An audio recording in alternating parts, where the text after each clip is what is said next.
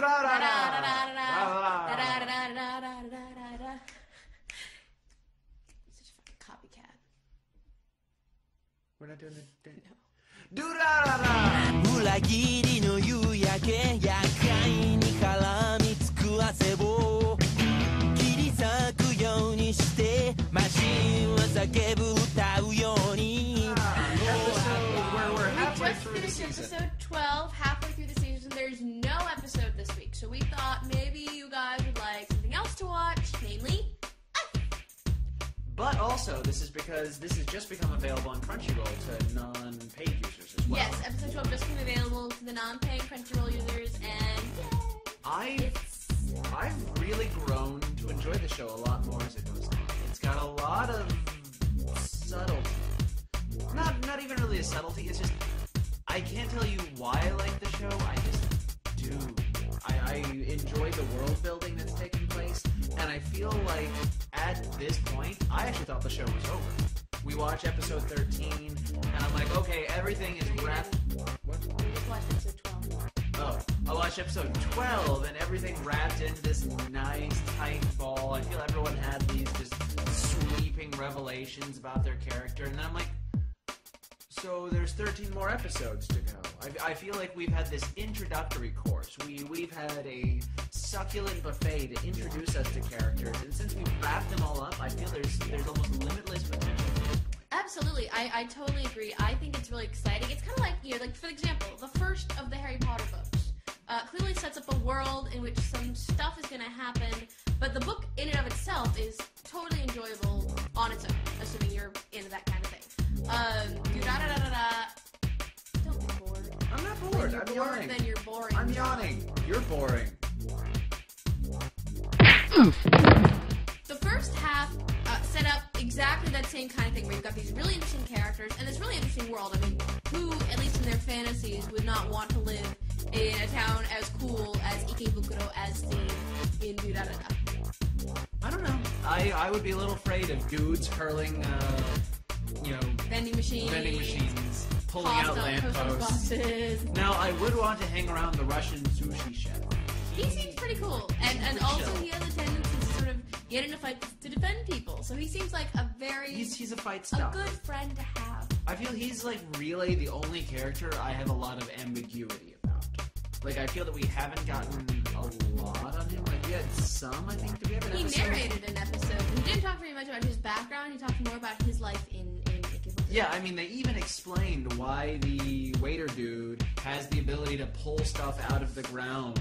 Because he can ignore his own pain. Yeah, I like the idea that this guy just goes and pushes himself beyond his limits and breaks every bone in his body, and then when he regrows, he's just by nature just a little stronger. A little stronger. He's like when he was a kid, he pulled out the refrigerator and tried to smash his brother with it because his brother ate the last pudding cup. And PSA, that doesn't actually work. in reality, that's probably... Don't go breaking your bones. It will not make you stronger. It will make your bones weaker.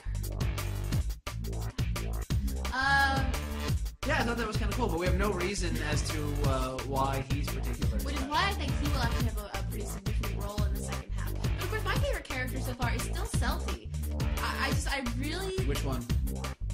The head in the jar? Da-da-da! The real Selfie. Oh, I kind of like the Spoiler head in the alert. jar. She's a silent protagonist. Even more silent than Celty. Well, we It don't makes all know. those clicking noises. We don't know if the body of Selty and the mind of Selty actually have different desires. We don't know yet. Because we have not actually talked to the head of Selty. Spoiler alert.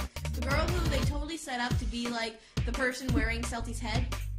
Wasn't. That was the Wasn't that. obsessive stalker that we thought was dead, but wasn't. She got just- cosmetic surgery to not only give her Selty's face, but also to give her a scar around her neck as though a head had been sewn upon it. And like different skin tones and just everything. And then she'd be really quiet. Yeah, she was like, Like, just... if I talk too much, I'm pretty sure I'm gonna give this shit away. ねえねえねえ、いるんでしょ誠治さん。今日も来たんですよ。 By the way, I love you so much, and I'm a man. Don't make me hate you.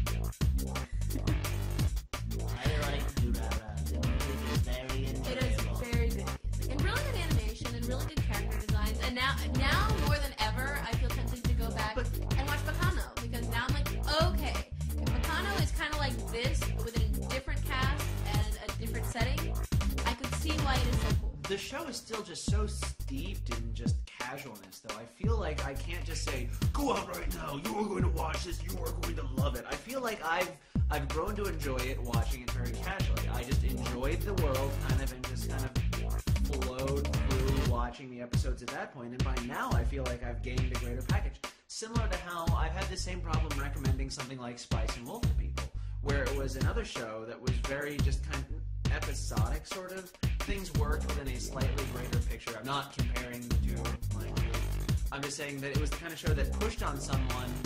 It's hard for them to kind of get, because it's the kind of show you just have to watch at your own pace and get it at the right time. Well, I mean, that's kind of true of every show. I mean, it's all in the time, which is a really awesome thing. It's all in the time. Like, I got into Da-Da-Da, and I was moved, like, because I wrote up the season preview, and I read up on it, I'm like, this sounds... Actually, no, I remember when the word came out, the very first moment that they put me in anime, I was like, this is probably going to be good. I'm going to want to watch this. And if the entire series was available to me today and I hadn't watched any of it, I would probably start episode 1 and just not stop. And as you may have seen, Gia had to threaten to hit me several times to get me to watch it. And I didn't dislike it, but I was kind of going along more for the fact that I was fearful of beatings. I do hate it, but I did do it. How to Train Your John. How to Train... I wouldn't see that movie. You already know. You wrote the book. Yell at him a lot. That's actually off topic. How to Train Your Dragon, the book, with the book within the book about How to Train Your Dragon is yell at them a lot. That's how you train your dragon. Really? You yell at them a lot. Yeah. So How to Train Your bloggers, you're like, "Arr, stop sucking!" You're like, exactly. That's how to train. Now you guys know the secret. Just yell at John, and eventually he'll do the thing you want him to do. Yeah,